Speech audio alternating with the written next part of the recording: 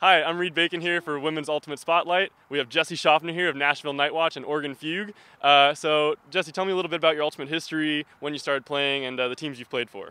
I started playing in 8th grade in Nashville, Tennessee. Wow. And, well, it's because Markham and Nikki, Oh, they've right, been best friends okay. since they were 5. Sure. They started playing when they were juniors in high school. Wow. So then they taught me how to throw in the front yard that's because, awesome. like every youth girls program, the high school girls team needed numbers. Absolutely, so Markham yeah, was like, yeah. I have a little sister. Surely So- she'll love Frisbee, yeah. It's totally worked. That's awesome. So I've been playing since Tell me then. a little bit about how you've seen the gender equity discussion shift over time. You have a really unique perspective.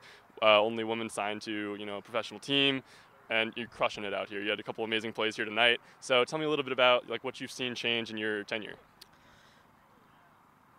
I think that I can only speak to my own exposure. So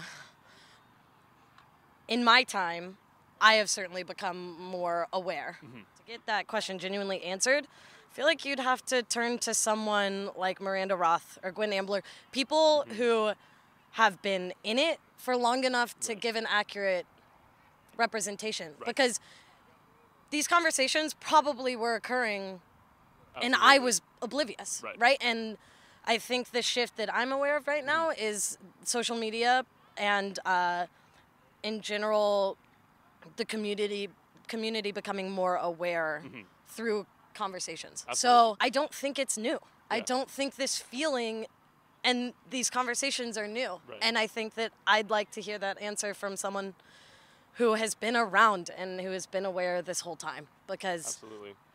I can't genuinely speak to that.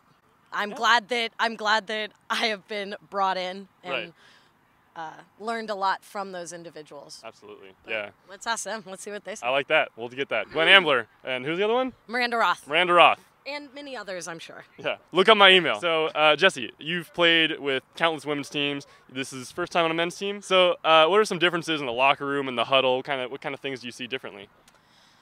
People are really curious about the locker room Yeah. bit. We talked about it. I talked about it with the owner I'm sure, before yeah. the first away game at Jacksonville. And basically my response was, I don't want to make anybody else uncomfortable with my presence, but I'm cool with it. I can take care of my own Absolutely. stuff. And I want to be there for chalk talk. I want to be there for team bonding. Yeah. I want to be in the room. Absolutely. And so far it's gone really well. Yeah. It helps that when I lived in Nashville, I knew a few of these guys. Right, So coming absolutely. back, those guys are in the leadership, which helps with my acclimation into a Sure. team like this, because it provides a path of how to interact with me, I guess, when maybe They're people comfortable have with questions, you. right? Yeah. So, Jessie, what kind of advice do you have for the younger generation, other girls who are really into Ultimate, might be sticking with it? What kind of things can you tell them, to try to get them encouraged, get them excited about the sport? I think the question and responsibility actually lies on the rest of the community in a lot of regards. Things like the All-Star Ultimate Tour provided a platform for showcasing women, and that's the type of stuff that keeps young girls playing. So a lot of youth girls programs, we all know this life, it's an independently run sport. A lot of the times, we're all putting in work just to play, just to be able to make it happen.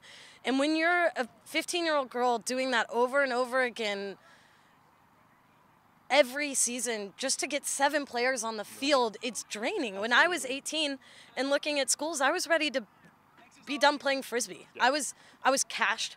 I was done. Yeah. And it was watching players like Georgia Bosher's Callahan video, Finney's Callahan video. Those things were really inspiring, and therefore I think a lot of the responsibility lays within everyone else. Absolutely. And fueling resources into that community and into showcasing those players, because that's the piece that keeps it going. It's not on them. Right. It's on us. Absolutely. And that's what's really inspiring about the gender equity movement right now is it feels like all the divisions and across the country we're coming together, and that makes us stronger. Absolutely. I like that. That's great. I'm Reed Bacon. And I'm Jessie Shofner. And this is the Women's Ultimate Spotlight. Woo!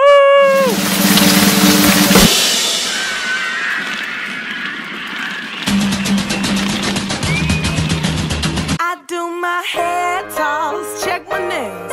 Baby, how you feeling? Hair toss, check my nails. Baby, how you feeling? Baby, how you feeling? Baby, how you feeling? Woo, girl, need to kick off your shoes. Gotta take a deep breath, time to focus on you. All the big fights. So we have a special guest here today, Dylan Freechild. He's going to do a little quick trivia on Jessie Shofner, his idol. So Jessie, or Dylan, who is Jessie's favorite player to play with of all time? I want to say at the moment Lisa Picathley, but of all time, aside from her brother, maybe Beth, me. Who is it? Haley Walrus. Haley Walrus! I just watched her Callahan video the other day. Oh my god. I mean, yours is amazing too. She's So, my yeah. favorite. Oh, awesome. Very cool.